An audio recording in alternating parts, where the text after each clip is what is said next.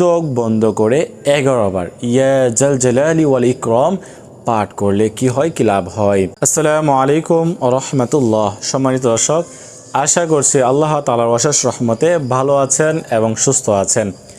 যে যেখান থেকে কাছে এবং দূর থেকে আমার এই ভিডিওটি দেখছেন, আপনাদেরকে জানাই আন্তরিক শুভেচ্ছা এবং অভিনন্দন। সম্মানিত দর্শক, আজকে আমি আলোচনা করব চোখ বন্ধ করে 11 বার ইয়া জাল জালালি ওয়াল ইকরাম পাঠ করলে কি হয়, কি লাভ হয়।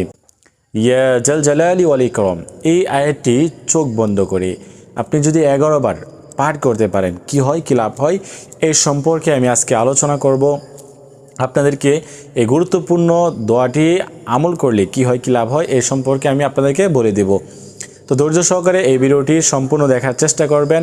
আর ভিডিওটি আপনাদের কাছে কেমন লাগছে, আপনারা কি ধরনের ভিডিও চান, আপনারা অবশ্যই কমেন্ট করবেন।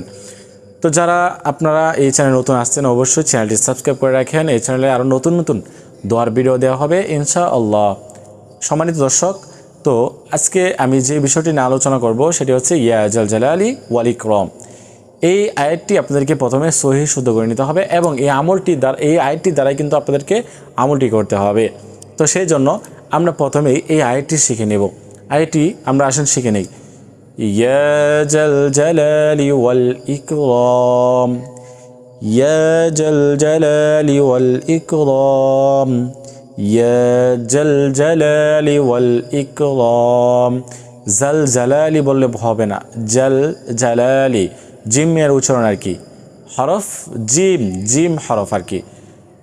জাল জালালি, ইয়া জাল জালালি ওয়াল ইকরাম। তো এরকমভাবে পাঠ করে সহি শুদ্ধ করে নেবেন। এখন কথা হচ্ছে আপনি এই আমলটি কীভাবে করবেন। পবিত্রতা অর্জন করে অজু করে পবিত্র স্থানে বসে আপনি প্রথমে 3 বার ইস্তিগফার পাঠ করবেন। যে কোনো সময় করতে পারেন, নামাজে পড়েও করতে পারেন, নামাজ ছাড়া যে কোনো সময় আপনি করতে পারেন। প্রথমে 3 বার ইস্তিগফার, আস্তাগফিরুল্লাহ আস্তাগফিরুল্লাহ আস্তাগফিরুল্লাহ, তারপর 3 বার দুরূদ শরীফ পাঠ করবেন।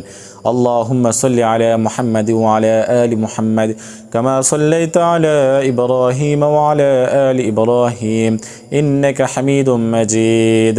আল্লাহুম্মা বারিক আলা মুহাম্মাদ ওয়া আলা আলি মুহাম্মাদ কামা বারাকতা আলা ইব্রাহিম ওয়া আলা আলি ইব্রাহিম ইন্নাকা হামিদুম মাজিদ। দুরূদ শরীফ পাঠ করার পরে আপনাদেরকে ইয়া জাল জালালি ওয়াল ইকরাম পাঠ করার সময় চোখ বন্ধ করে নিতে হবে। চোখ বন্ধ করার মূল উদ্দেশ্য হচ্ছে আপনার ধ্যান, খেয়াল, মনোযোগ যাতে আল্লাহ তাআলার দিকে থাকে। ইয়া জাল জালালি ওয়াল ইকরাম, ইয়া জাল জালালি ওয়াল ইকরাম, ইয়া জাল জালালি ওয়াল ইকরাম।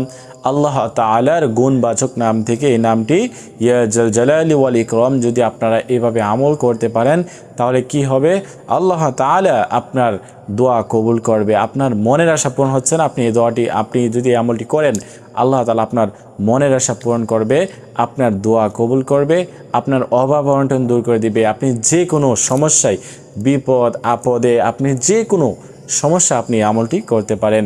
তো যে কোনো প্রয়োজনে বা বিশেষ আমলটি যদি আপনারা করতে পারেন, আল্লাহ তাআলা অবশ্যই আপনার কথা শুনবেন। তো এই আমলটি আপনারা করার চেষ্টা করবেন। তো আজকের মতো এই পর্যন্তই। আল্লাহ হাফেজ।